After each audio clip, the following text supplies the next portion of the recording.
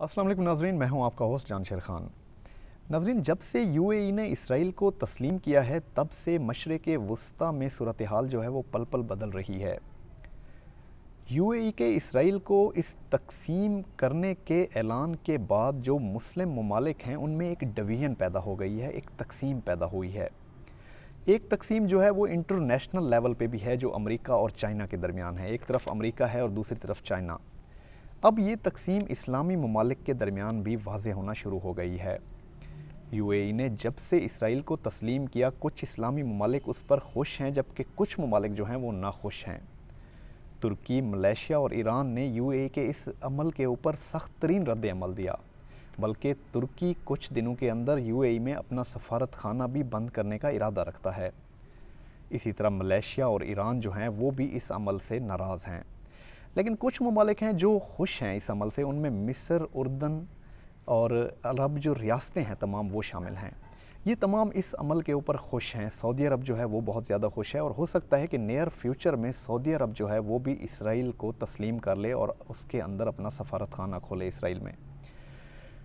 تو اس حوالے سے ترکی جو ہے وہ اب لیڈ رول میں آتا ہوا دکھائی دے رہا ہے، کیونکہ سب سے زیادہ رد عمل جو ہے وہ ترکی کی طرف سے سامنے آ رہا ہے۔ اس تمام تر صورتحال میں اگر تھوڑا سا سوچا جائے کہ یو اے ای جو ہے اس نے اٹھ کر اچانک اسرائیل کو تسلیم کیوں کر لیا، اسے کس چیز کی ایسی ضرورت پیش آئی کہ اسرائیل کو اسے تسلیم کرنا پڑ گیا۔ عرب ریاستیں جو ہیں ان کے پاس کیا نہیں ہیں؟ ان کے پاس پیسہ ہے، ان کے پاس تیل کی دولت ہے، لوگ جو ہیں وہاں پر خوشحال ہیں، معیشت جو ہے ان کی بہت زیادہ مضبوط ہے۔ آخر وہ کون سی چیز ہے جو ان کے پاس نہیں ہے اور اٹھ کر وہ اسے یورپ، امریکہ اور اسرائیل سے تلاش کر رہے ہیں؟ ناظرین، وہ ہے ہتھیار، ایٹمی طاقت۔ یہ جو تمام ممالک ہیں عرب ریاستیں، یہ اپنے آپ کو دفاعی لحاظ سے اب مضبوط کرنے کی طرف دیکھ رہی ہیں، لیکن یہ دفاعی لحاظ سے انہیں کیوں مضبوط کرنے کی ضرورت پیش آ رہی ہے، اور خاص کر یہ اسرائیل اور امریکہ سے ہی مدد کیوں لے رہے ہیں؟ کیونکہ یہ مسلمانوں کے خلاف لڑنا چاہتے ہیں۔ اب کچھ ممالک ایسے ہیں جن کے ساتھ ان کی بالکل نہیں بنتی، سعودی عرب اور تمام عرب ریاستوں کی، اور یہ ان سے لڑنے کے لیے یہ تمام تر اقدامات جو ہیں یہ کرنے کا سوچ رہے ہیں۔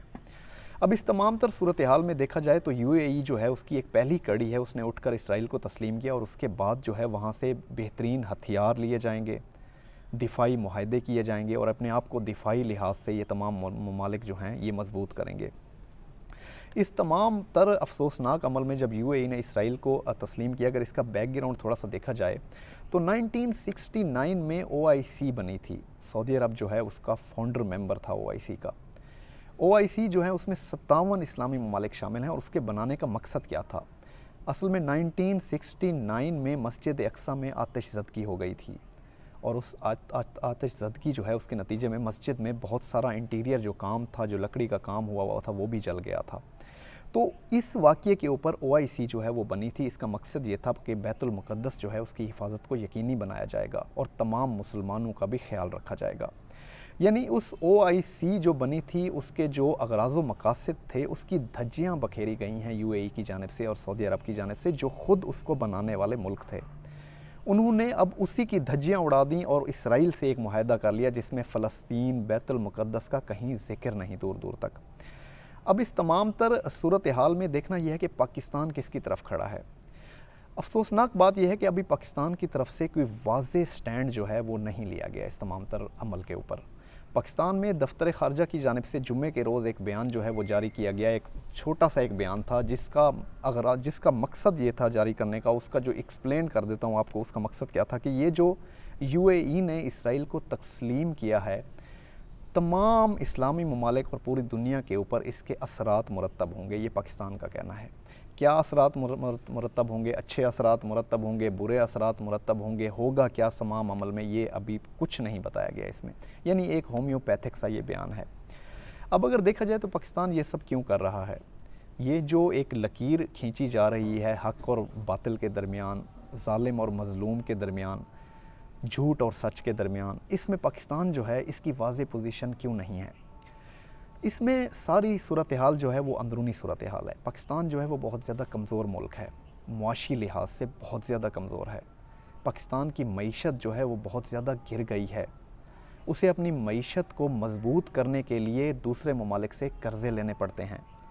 जैसा कि सऊदी अरब से अब पाकिस्तान कर्ज़ा लेता है और तेल भी उधार लेता है, तो पाकिस्तान जो है वो यूएई और सऊदी अरब के खुलकर इस अमल की मुखालफत इसीलिए नहीं कर पा रहा है।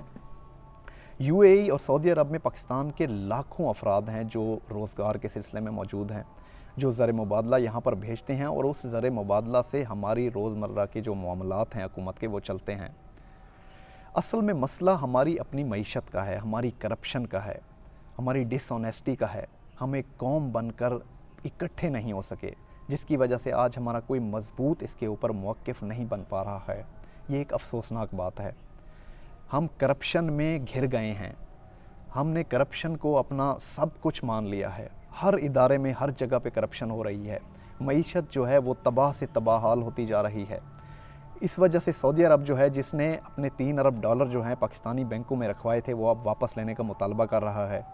जो तेल उधार देता था वो उसको बंद करने की धमकी दे रहा है, जिसके बाद पाकिस्तान जो है इस तमाम तर मामले के ऊपर कोई भी वाज़ेह स्टैंड जो है वो नहीं ले पा रहा है, जो एक बहुत अफसोसनाक अमल है।